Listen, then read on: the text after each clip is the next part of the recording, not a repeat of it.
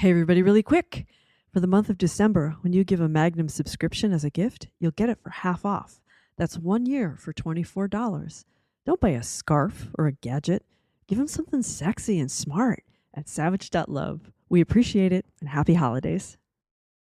You're listening to After Action Report at savage.love.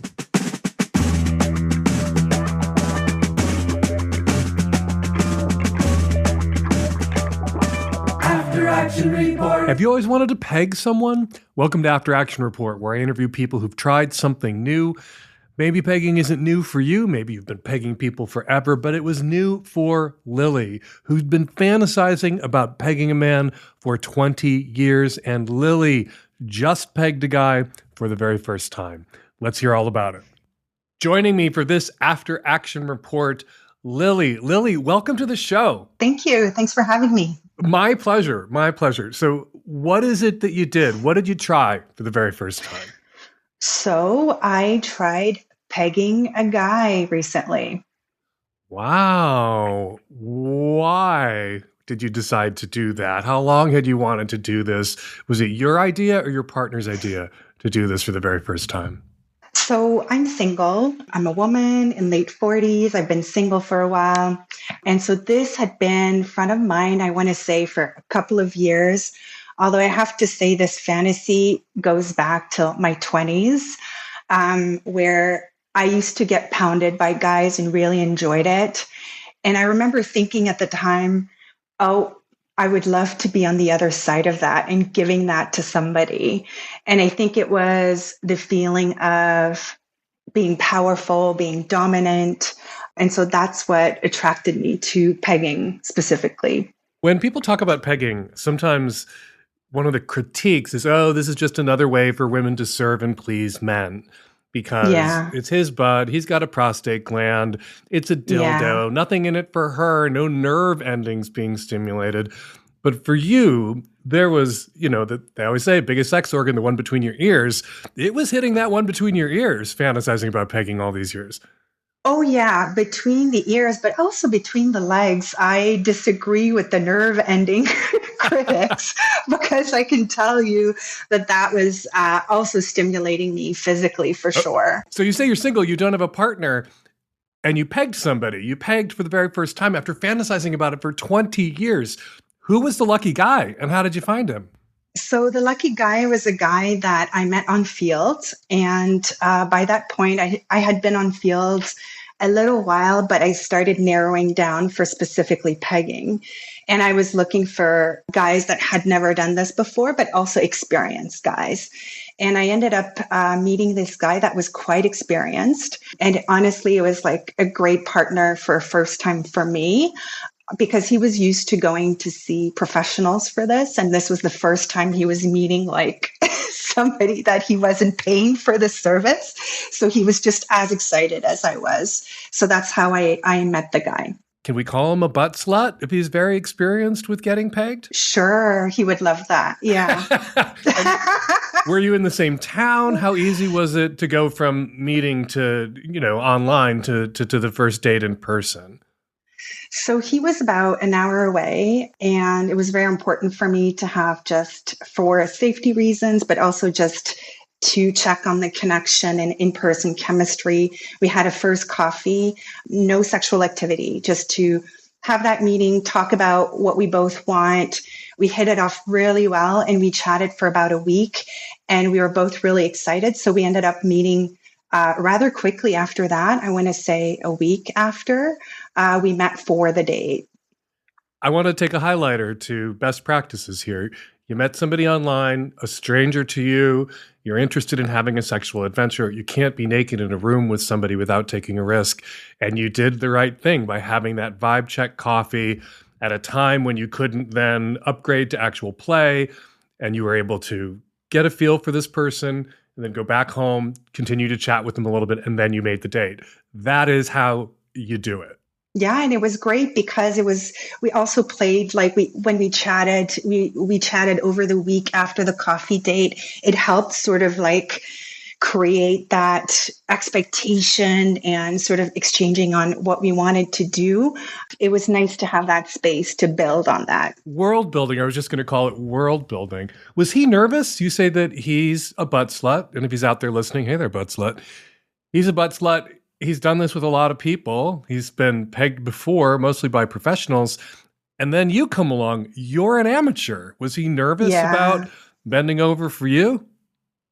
He wasn't at all. I was super nervous and he wasn't at all. But actually, we took time. We met at a really nice hotel. I brought a little bottle of champagne. We had already decided that we were just going to arrive and just chat and talk. And I had already told him, bring some tools, bring some equipment, bring some things you like to wear. And I'm the one that's going to choose what we play with. And having that time to just land was a great starter for the date. Okay. I was curious who had the gear. You've never done this before. Did you have the belt, the strap-on belt? Did you have the dildo? I had a little bit of equipment, and this is where I really enjoyed doing this with somebody that had a lot of experience and so had years of buying gear, because I realized his gear was top-notch quality. And that actually matters for pegging specifically. It does. Now, before we get to the big question, how did it go? I want to ask you specifically that moment you put the dildo harness on and maybe for the first time in your life, you've got some meat swinging between your legs. You're standing there with a dick. How did that feel? Was that a moment for you? That was a huge moment. And I remember walking around that hotel room. And the thing that I should add about this guy is that he's into huge dildos. I had never seen dildos like he's into. It was kind of intimidating, but as soon as I put the strap on with this huge dildo, I actually found myself walking around the room and just feeling powerful. And I remember he was just looking at me with this big smile on his face. And there was this rush of like, this is really great. And so my nervousness disappeared super quickly. So I'm going to assume he's a butt slut. He's into huge toys. He prepped. He knew how to clean out. Oh, yeah. He's a douching pro. So that wasn't a concern. That wasn't a worry. What kind of lube did you have? What kind of lube did you use? I don't remember the kind of lube. I just remember that he must have brought like a 1 liter bottle. Like we didn't run out and we were not going to run out. That's for sure. Yeah. What was the vibe? What was the foreplay? You say you felt powerful wearing the dildo. Was it a kind of dom sub vibe in the room? He was going to submit to you.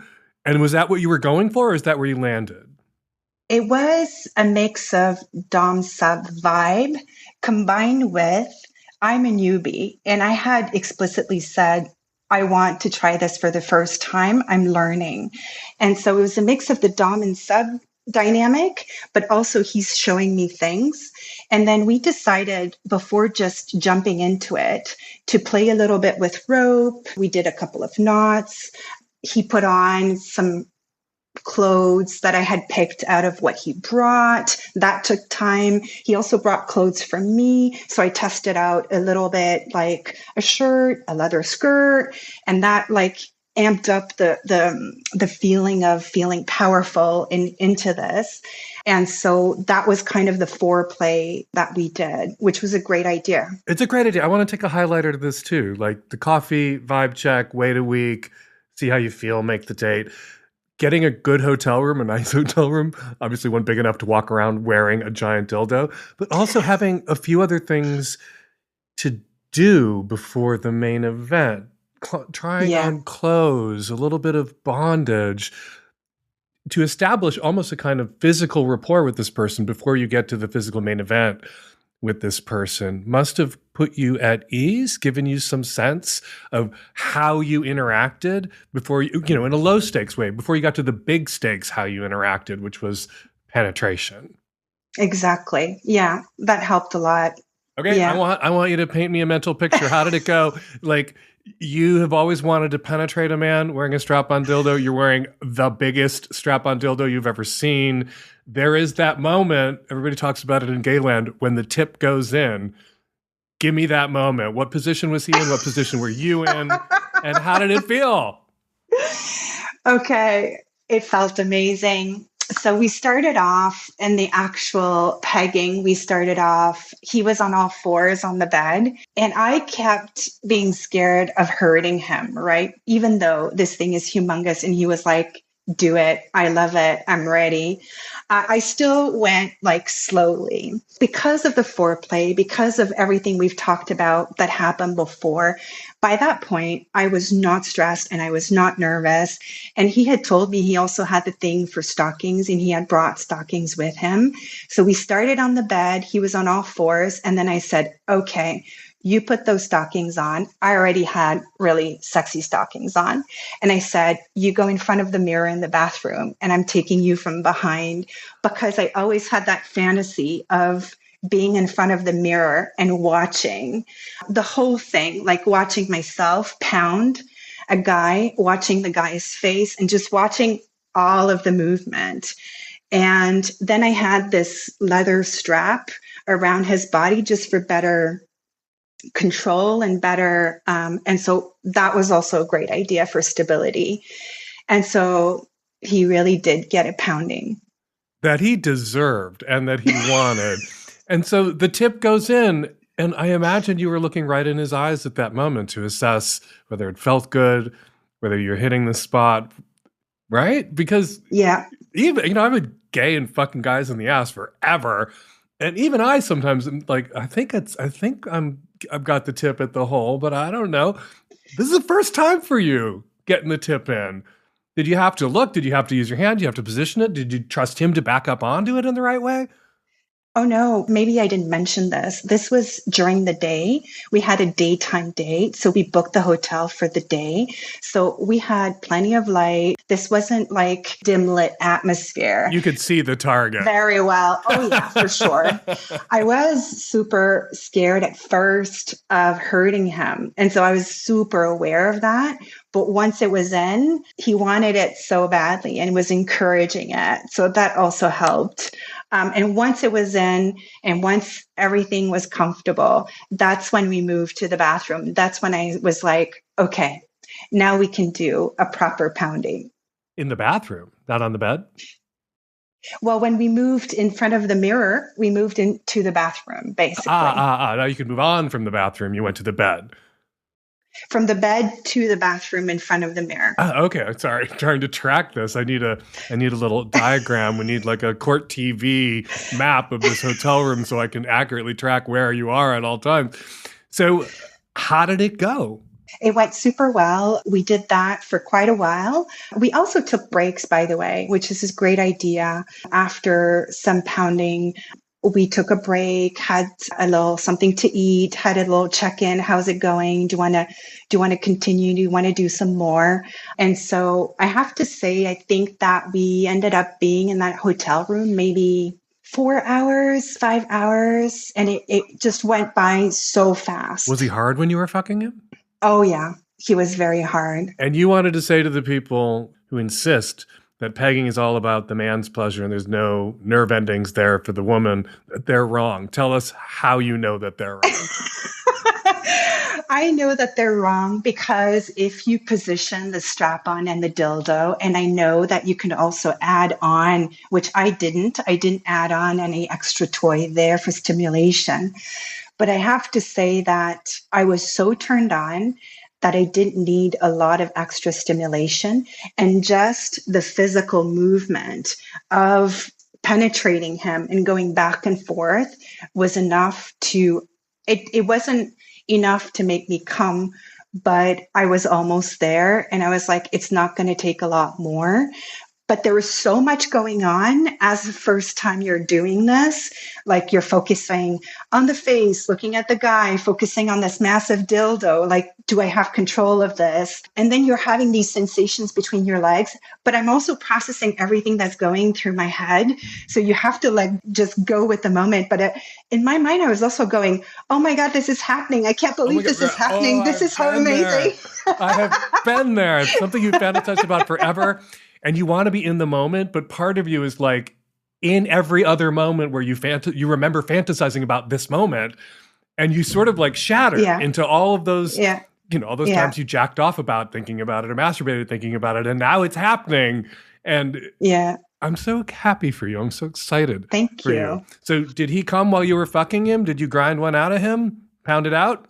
Not while I was fucking him, but I did allow it later because, he'd done such a good job. So that happened later. You are a benevolent pegging tyrant. And did you come? Did I come? I think I did. And also later, not in the moment. Yeah. So the question I always ask everybody, obviously this is a good experience. You had a good experience. I think I know the answer. Yeah. Would you do this again? I would. I would absolutely do it again. Yeah. And any advice for other people out there who are thinking about doing this same thing? Let me, I don't want to put words in your mouth, but I think maybe one piece of the advice might be not wait 20 years to do it. Maybe get it out a little sooner. Yeah, there's that. And there's a couple you've already mentioned as we're talking. Number one, lube on a very practical level. If you think you've put too much, maybe put a bit more.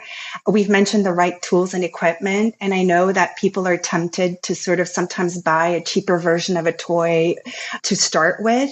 But stability in this case is number one. And start small. Don't start with the huge dildos. It's very hard to control. But you started. You didn't start small. So you do as fuck as I say, not as I fucked. That's your advice? Well, the thing is that I think that, this was particularly humongous, but I would like a little bit more control and having to worry less about hurting the person or, so start with maybe small to medium dildo. And then once you get a feel of the control, and I think that the next step is to go up. And then I also I want to say just in general, I realized whether it's on dating apps or whatnot, that a lot of guys are into pegging much more than we think. And even if they don't mention it on their profiles, if they mention something like I'm submissive or I want to try some things, I realized that when you just start chatting with men, then a lot of them will mention pegging. And so I'm saying this because take your time to find the right person for you. They're not rare. They're out there. And so for me, it took a few chats and a few exchanges before I landed on this guy. And I'm glad I waited. Landed on this guy, landed in this guy. Exactly. Pounded out this guy. Yeah. And I'm glad that you waited until like the moment felt right. And you also waited for the right guy. You didn't meet for coffee with the first guy you chatted with. You have your choice. Like lots of guys like to get, it is also my experience with men that a lot of them want to get fucked in the ass. And you could be choosy. But I also want to tell people not to wait 20 years. You knew about this for 20 years. It's like when I learned how to snowboard, I was 40 years old. I love snowboarding so much that part of me is like, oh man, I missed out on like 20 years of snowboarding. Yeah. You missed out on 20 years of fucking the shit out of hot guys in nice hotel rooms. Yeah, but to add on to what you were just saying, an advantage of doing this, I think, in my late 40s is that I don't get intimidated because I have that life experience. Lily, thank you so much for coming on After Action Report. It was a blast talking with you. Let's grieve the 20 years of pegging that you didn't get to do, but let's celebrate the fact that when you decided to do it, you were ready and mature enough. I'm going snowboarding at the end of the month. Hopefully you'll be pegging another guy's ass before the end of the month. Sounds great. Thanks for having me, Dan. Thank you for coming on the show.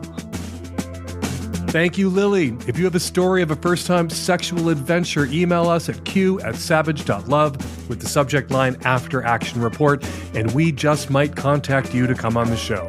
Thanks for listening. After Action Report.